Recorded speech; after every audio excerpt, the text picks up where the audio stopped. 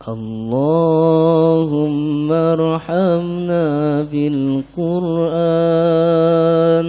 واجعله لنا إماما ونورا وهدى ورحمة. اللهم ذكرنا منه ما نسينا وعلمنا منه ما جهلنا وارزقنا تلاوته آناء الليل وأطراف النهار واجعله لنا حجة يا رب العالمين. Bismillahirrahmanirrahim. Assalamualaikum warahmatullahi wabarakatuh. Alhamdulillahi rabbil alamin. Alhamdulillahi rabbil alamin. La haula wa la quwwata illa billahil aliyyil azim. Allahumma salli ala Sayyidina Muhammad wa ala alihi wa ashabihi ajma'in. Bismillahirrahmanirrahim. Kajian Al-Hikam nomor 77. Idza ra'aita 'amdan aqamahu Allah ta'ala biwujudil awradi wa adamahu 'alaiha ma'a tulil amdada fala tastahkiranna ma manaha maulahu li'annaka lam tara 'alaihi simal 'arifin wala bahjatal muhibbin falaula waridu ma kana wirdun. Jika engkau melihat seorang yang ditetapkan oleh Allah di dalam menjaga wiridnya dan sampai lama tidak juga menerima karunia keistimewaan dari Allah, maka jangan engkau remehkan pemberian Allah kepadanya, karena belum terlihat padanya tanda orang arif atau keindahan orang cinta kepada Allah. Sebab sekiranya tidak ada warid karunia dari Allah, maka tidak mungkin adanya wirid. Ada abidin, ada arifin. Abidin adalah orang yang bisa beribadah dengan baik, dan orang yang arifin adalah orang yang makrifat kepada Allah. Orang bisa istiqomah sholat berjamaah, bisa istiqomah tahajud, bisa istiqomah menjaga amal-amalan sunnah, tapi dia belum kelihatan seperti seorang yang sudah memiliki makom, merasa ditatap Allah. Dia masih belum keindahan, belum nampak keindahan seorang yang hakul yakin. Ini tidak boleh diremehkan. Ma'rifat itu hak Allah. Tidak semua ahli ibadah bisa memiliki makom yakin ke Allah, tetapi bisa jadi ahli ibadah juga sudah karunia yang mahal. Jadi kalau ada orang yang saumnya bagus, saum Daud, tetapi dia tingkat keyakinan ke Allahnya belum sampai menghujam, tapi dia tidak lepas tahajudnya, tidak lepas saumnya, tidak lepas murojaah Quran, tapi tingkat kemuliaan akhlaknya belum secemerlang orang yang sudah yakin ke Allah.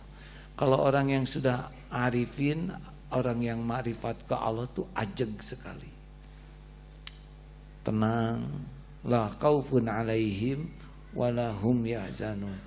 Ada yang ahli ibadah tapi masih mudah goyah, mudah panik, masih sering sedih. Itu tidak boleh diremehkan, karena istiqomahnya ibadah juga merupakan karunia. Ada tapi yang ibadahnya belum bagus-bagus amat, hanya standar, tapi dia juga bisa yakin ke Allah. Itu sesuka Allah. biasanya jalannya adalah cobaannya yang besar. Ilmu belum banyak, amal belum banyak, tapi tingkat yakin ke Allahnya kuat.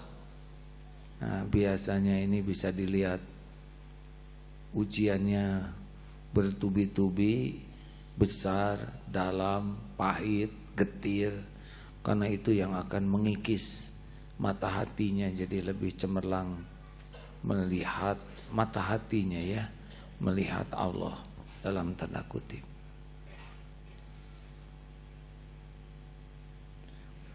Artinya jangan meremehkan orang yang istiqomah walaupun belum menampakkan karomah, itulah. Karena istiqomah itu sendiri merupakan karunia yang besar. Istiqomah pun karomah. Selanjutnya,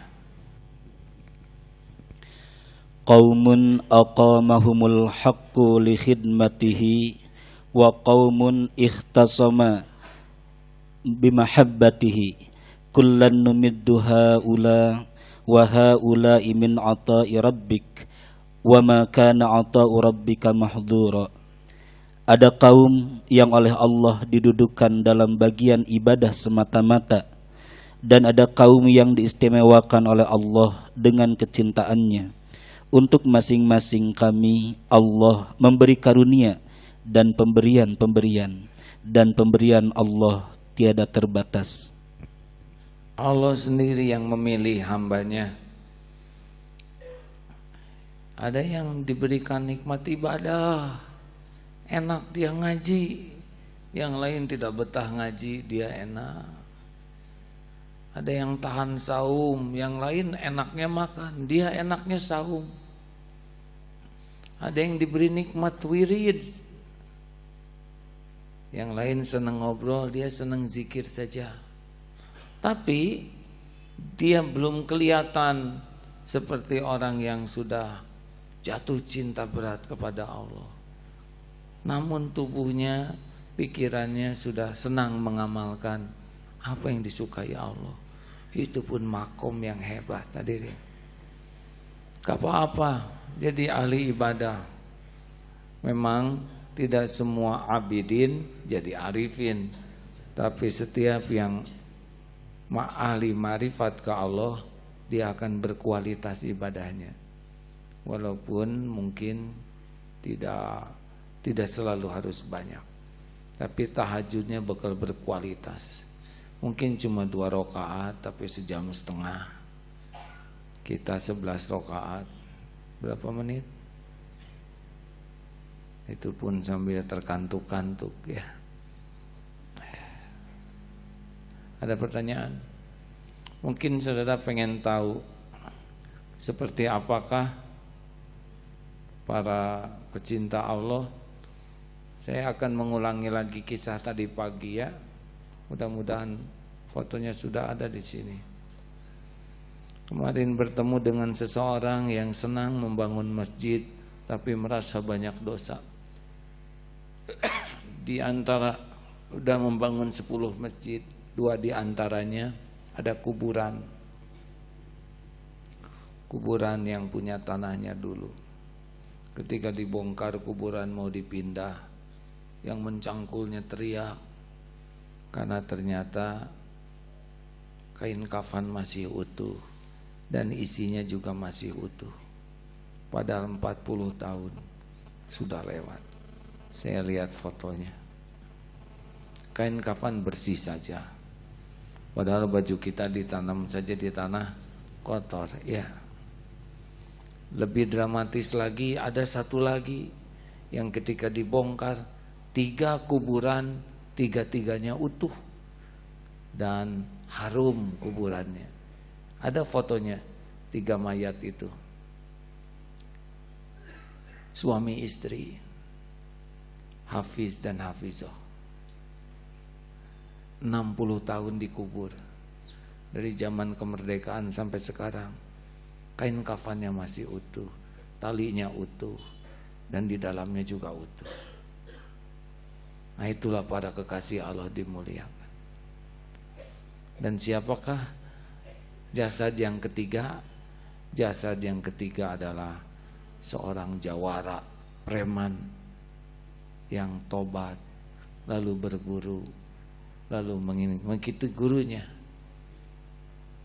Insya Allah itu para orang-orang pilihan Allah.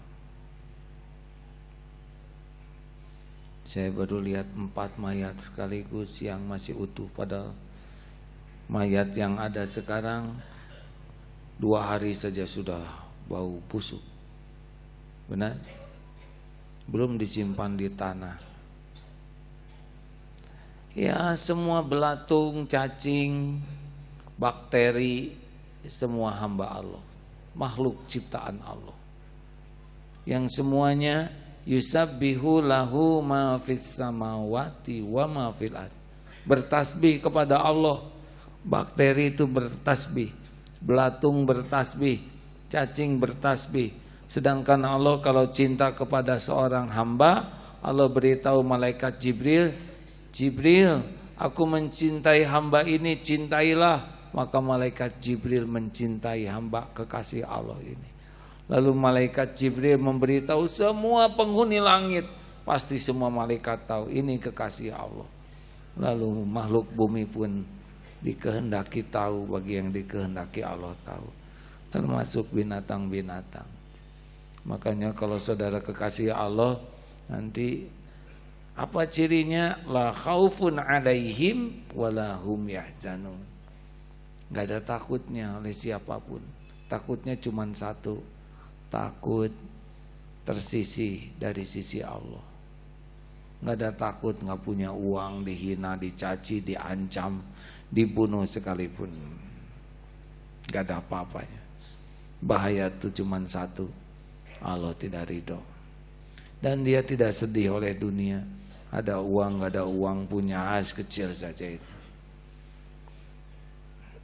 Dan ciri kekasih Allah pasti istiqomah. Selain hatinya yakin, juga istiqomah, patuh ke Allah. Hatinya bersih, qalbun salim. Mau ngetes seseorang kekasihnya atau enggak, mau ngetes, sakitin aja, pasti dia enggak ngebales. Kalau seseorang kita sakiti ngebales, ya sudah impas. Kalau kita sakitin seseorang, dia enggak ngebalas bukan karena takut, tapi karena dia memang menyukai kebaikan, itu lebih bahaya. Tahu yang paling bahaya? Kita nyakitin seseorang dan dia membalas kepada kita dengan kebaikan. Seperti cucunya Rasul, dihina, dimaki-maki, diam saja. Sudah. Saya mau masuk kampung saya. Kalau kedengaran oleh orang kampung nanti mereka marah. Kalau masih ada yang mau kau katakan, katakanlah. Padahal itu mencaci. Selesai itu dibuka jubahnya dan diambil uang, dikasihkan. Cacian dibalas dengan jubah dan uang. Kayaknya ada jarang di sini tuh yang. Saudara jangan coba-coba mencaci saya dengan mengharapkan sorban dan uang ya. Ada pertanyaan silakan. Ya.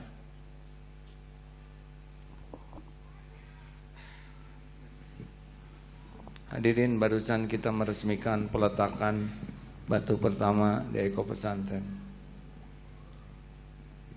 2005 membebaskan tanah.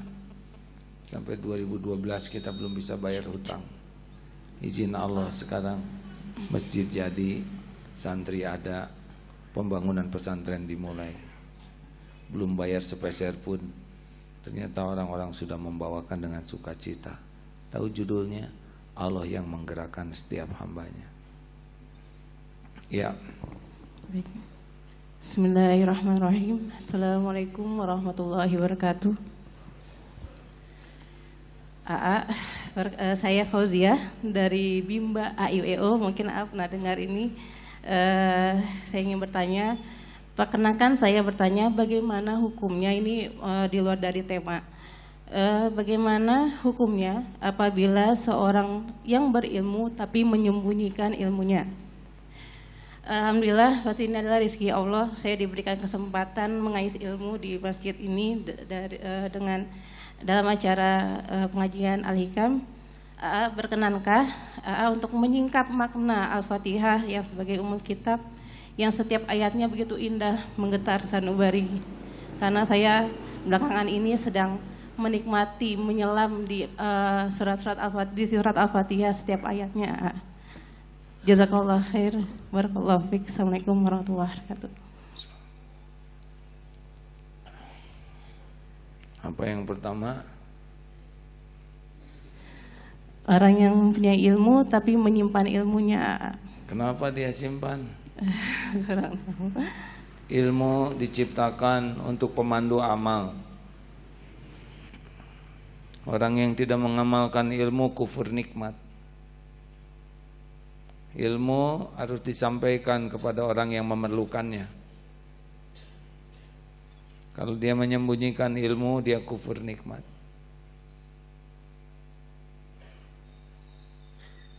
Yang kedua tentang Al-Fatihah, saya belum makom penafsir, baru penerjemah sesuai dengan ejaan yang disempurnakan. Gitu Bu. Ya, tidak usah dipaksakan nanya lagi, cukup ya. Hadirin, kembali mengingatkan diri dan para santri untuk mengurangi sekuat tenaga bicara sampai ke titik yakin ini yang disampaikan benar, perlu, dan manfaat. Kalau merasa belum sampai ke tingkat itu, diam saja. Orang yang banyak bicara, kalau tidak hati-hati, banyak peluang ditipu oleh setan. Banyak ngobrol, kalau tidak hati-hati, coba garis bawahi tidak hati-hatinya ya.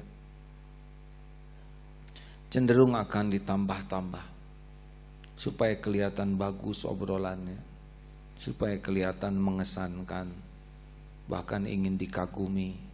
Akibatnya obrolannya ditambah-tambah, jatuhlah pada bohong. Didramatisir supaya kelihatan lebih dahsyat. Ini juga dusta. Atau diatur sedemikian rupa sehingga ada bohong supaya tambah mengesankan. Dia munafik. Atau dia menyembunyikan sesuatu supaya tidak ketahuan kekurangannya. Coba diam, dia tidak menyembunyikan, benar? Saya bersyukur sekali kalau pesantren ini seluruhnya mengamalkan puasa bicara, dari yang maksiat, dari yang tidak manfaat. Tiap mau bicara, tanya ke hati, perlukah? Manfaatkah? Kalau tidak ketemu jawabannya, tidak jadi bicara. Bicara bukan karena ingin, bicara karena perlu dan manfaat. Dan harus berani berhenti ketika kita rasa sudah cukup. Jangan terbuai oleh nikmatnya bicara, karena setiap perkataan pasti ada balasannya. Tidak usah ingin kata-kata kita mempesona sehingga kita lebih sibuk memikirkan kata-kata daripada memikirkan apa yang harus dipertanggungjawabkan di hadapan Allah. Tidak apa-apa kata-kata kita sederhana, tidak apa-apa, tidak keren. Yang penting wal yakul khairan aw liyasmut. Begitu. Hati-hati kepada pembawa acara, jangan lebay. Ini guru yang banyak guru ini. Ada guru-guru AYUEO.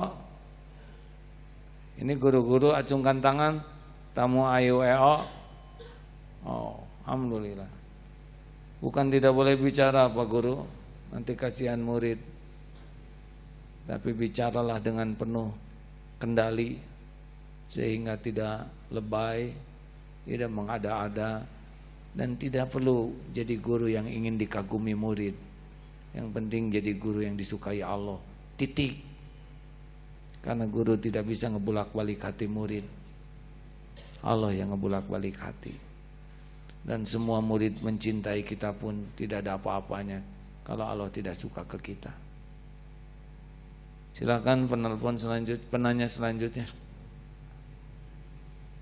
Tidak ada? Kalau tidak ada, hitungan 3 selesai. Ada tidak? Ada? Baik. Assalamualaikum warahmatullahi wabarakatuh. Ini ya simpel aja sih. Kadang kalau kita punya niat baik nih Pak, pengen bantu orang gitu. Tiba-tiba ketika melakukan perbuatan baik itu malah bikin kesel yang kita bantu. Kadang kan sering kayak gitu. Gimana tuh? Kita berbuat baik, kita berniat baik, baru niat. Berbuatnya udah belum? Udah berbuat. Udah. Cuman ketika kita berbuat tiba-tiba Dia ada ngeselin. enggak, kita melakukan kesalahan gitu. Jadi dia kesel gitu. Dia kesal. Misalnya kita bantuin ada ibu bawa ember gitu kan, Terus tiba-tiba embernya tumpah ke kepala ibu gitu. Ya memang ngeselin itu pasti. Terus jadi masalahnya apa? ya gimana tuh, apa sih tuh Ya minta maaf atau ya sederhana. Minta ibu, nolong ibu, bawain ember, embernya tumpah masuk ke kepala ibu, minta maaf. Ya jelas itu. Gini ya.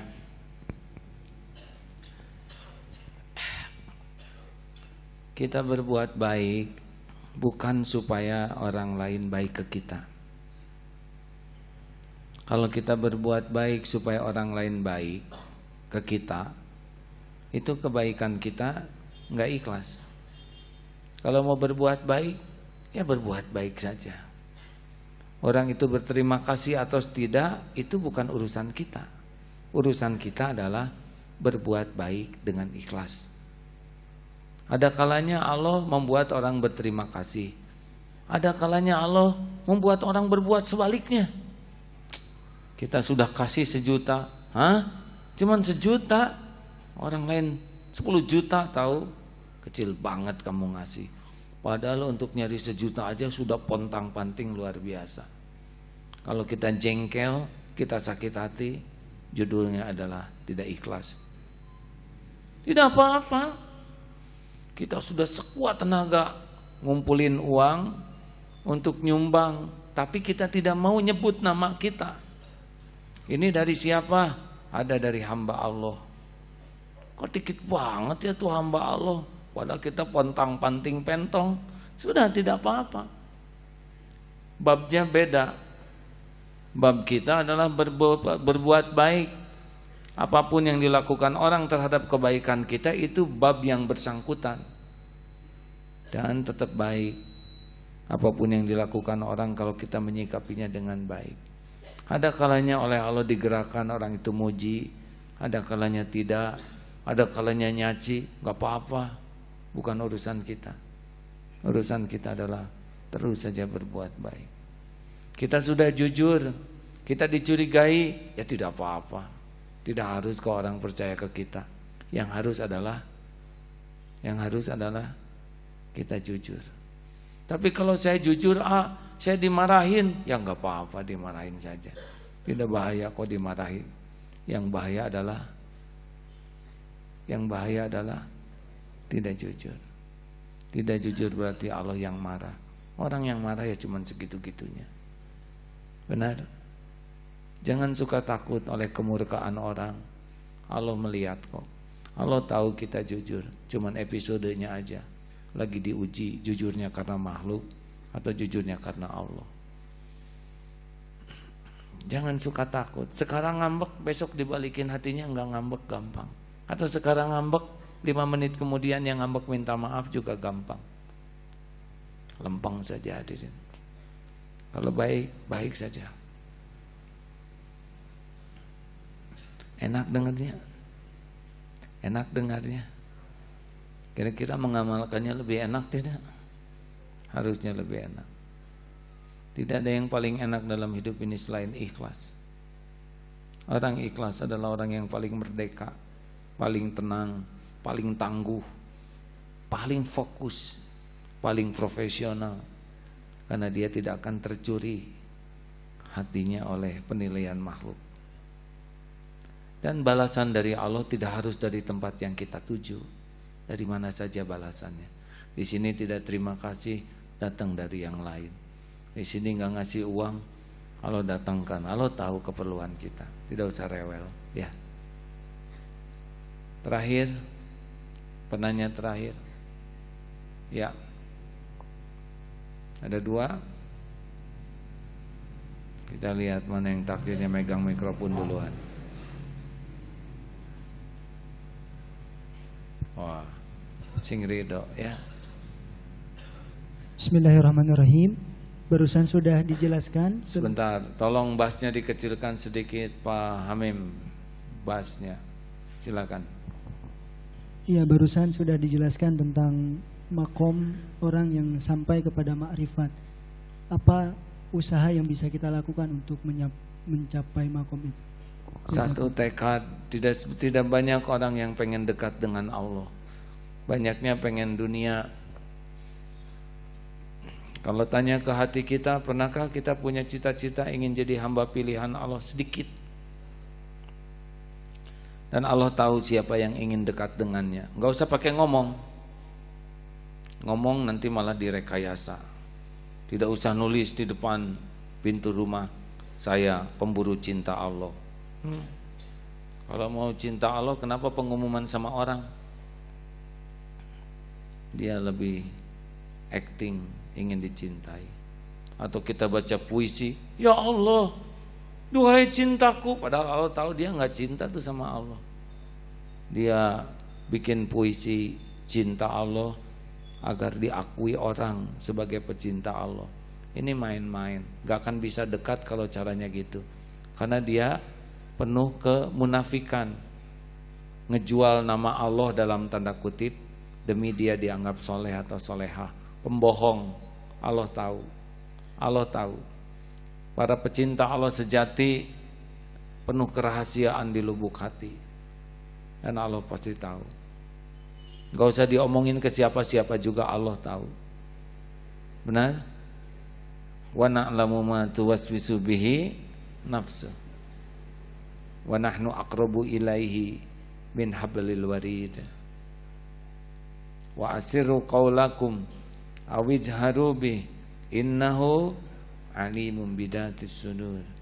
Mau engkau rahasiakan, mau terang-terangan, sesungguhnya Allah tahu isi hati. 2, cari ilmunya tentang Allah. Mana tadi yang nanya? Harus banyak cari ilmu tentang asma wa sifat Allah, nama dan sifat Allah. Tak kenal tak sayang. Cari ilmu dari orang yang sudah yakin ke Allah. Bukan tahu, tapi yakin. Kalau tahu jadi ilmu, kalau yakin jadi hikmah. Orang yang tahu belum tentu meyakinkan, tapi orang yang yakin akan meyakinkan. Orang yang yakin ke Allah bicaranya tidak hanya kata-kata, tapi seluruh nada, raut muka, sikap utuh, yakin saja. Ajeg, mantap. 3, mujahadah. Harus kalau udah dapat ilmu diamalkan. Allah lihat. Allah yang takdirkan kita dapat ilmu. Seperti sekarang dapat ilmu jaga lisan. Allah tahu nih sepulang dari sini siapa yang celetak-celetuk, yang banyak ngobrol. Jangan heran kalau ilmunya tidak manfaat buat dirinya.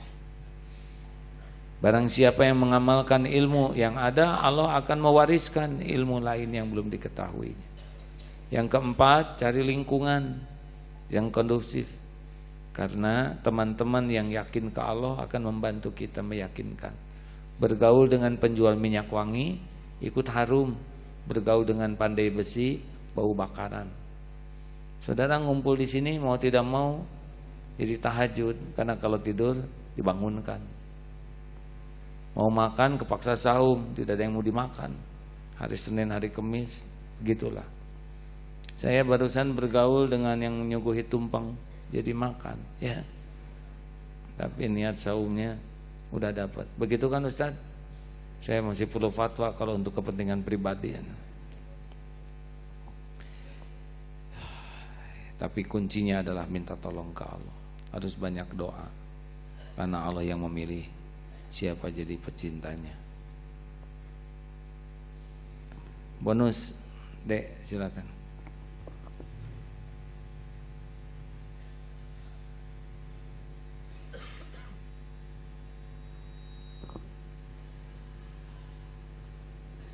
Dengar ya, kalau lagi diam gini jangan celingak, mending zikir. Benar? Boleh sih ngelihat, tapi ngelihat nggak jadi amal. Yang jadi amal adalah zikir. Ya. Assalamualaikum warahmatullahi wabarakatuh. Mau nanya, misalkan gini, ada seseorang itu rasanya pengen gitu dekat ke Allah, ingin jadi hafiz Quran, ingin ikut majelis kayak gini tiap hari. Namun ternyata dia tuh disibukkan dengan kegiatan di dunia yang di luar gitu, yang jauh dari seperti ini. Dia mencoba berkata ke orang tuanya, dan ternyata orang tuanya itu kurang setuju gitu. Bagaimana kalau seperti ini? Berkatanya ke Allah tuh ya. Ya. Minta sama Allah. Kalau Allah mau hati orang tua dibalikin. Betul?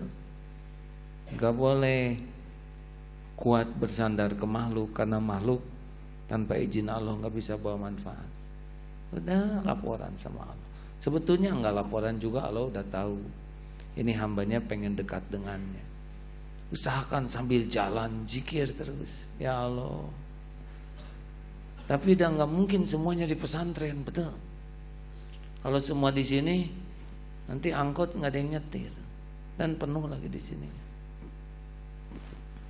Dan belum tentu di sini juga jadi soleh. Kalau diam di sini, hatinya nggak ke Allah, nggak ngepek tuh buat dia. Dalam kesibukan sambil nyetir, ini pernah nih naik travel Bandung Jakarta, supirnya tuh senang aja wajahnya. Apa yang dilakukan Pak? 2 kali pulang pergi Jakarta Bandung, PP bisa 16 jam. Istighfar. Saya senang nyetir karena saya bisa tobat sebanyak-banyaknya. Gaji cukup tidak? Sejalan cuma 50.000 PPA, gak cukup buat apa-apa. Tapi biarlah Allah yang nyukupin. Anak-anaknya dapat beasiswa. Baik-baik akhlaknya. Perlu bayar berapa supaya punya anak baik akhlaknya? Gak gampang. Saya berharap beliau adalah kekasih Allah. Kerjanya supir, tapi selalu tepat waktu sholat ada di tempat perberhentian. Dia kemana-mana jaga wudunya. Dia sukacita saja sepanjang jalan bisa berdua dengan Allah, padahal penumpang banyak di belakangnya. Tidak mungkin semua orang meninggalkan pekerjaannya, benar? Karena Allah maha dekat di hati kita. Benar, ada seorang pembantu rumah tangga yang selalu minta kalau boleh suruh apa saja kecuali malam. Nah, malamnya duaan dengan Allah, mesra, bersimbah air mata, sujudnya lama. Boleh jadi di dunia profesinya pembantu, tapi dia di sisi Allah adalah kekasihnya. Masya Allah. Saudara bersyukur kalau Allah takdirkan kenal dengan para kekasihnya, ya. Pasti nyaman. Allahumma sholli ala sayyidina Muhammad wa ala alihi wa ashabihi ajma'in. Duhai yang maha menatap, duhai Allah yang maha dekat, duhai yang menguasai dan menentukan pertemuan ini. Hanya Engkaulah yang membulak-balik hati kami, ya Allah. Engkau tahu betapa sering, dan yang tersering adalah kami melupakan-Mu. Engkau tahu betapa jarangnya kami bersyukur. Engkau pun tahu salat kami jarang ingat padamu. Bahkan Engkau tahu ketika lisan ini menyebut nama-Mu, hati ini tidak ingat padamu. Ya Allah, ampuni semua kemunafikan ini. Ampuni semua kemusyrikan yang ada di hati kami. Karuniakan kepada kami, ya Rabb, hati yang bening, hati yang tidak pernah berpaling dari-Mu. hati yang penuh selalu ingat padamu, hati yang tidak pernah merasakan kesepian karena merasakan kehadiranmu, hati yang tidak pernah merasa miskin karena yakin akan janji dan jaminanmu. Duhai Allah yang maha menatap, putuskan semua harapan kami dari siapapun selain hanya darimu. Robohkan semua sandaran kami ya Allah selain bersandar hanya padamu. Padamkan setiap cahaya selain cahaya menujumu. Kunci setiap pintu ya Allah selain pintu menuju ridhomu. Jadikan hari-hari yang tersisa ini hari-hari yang selalu bersamamu, hari-hari menuju padamu. Tapi tidak mungkin semua ini terjadi kecuali Engkau ya muqallibal qulub, sabit qulubana ala dinik. Allahumma nawwir qulubana bin nuri hidayatika kama nawwatul arda bin nuri syamsik abadan abada bi rahmatika ya arhamar rahimin. Doa yang maha menatap, jadikan saat ini saat mustajab doa ya Allah.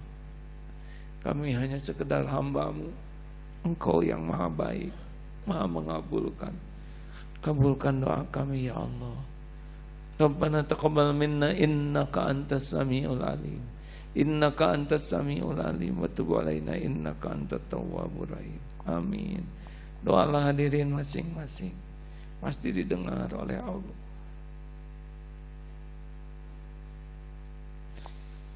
Allah tidak pernah mengecewakan, tidak pernah. Tidak ada dalam sejarah hidup kita Allah mengecewakan hamba-Nya. Doalah hadirin. Siapa tahu saat ini saat takdir dirubah.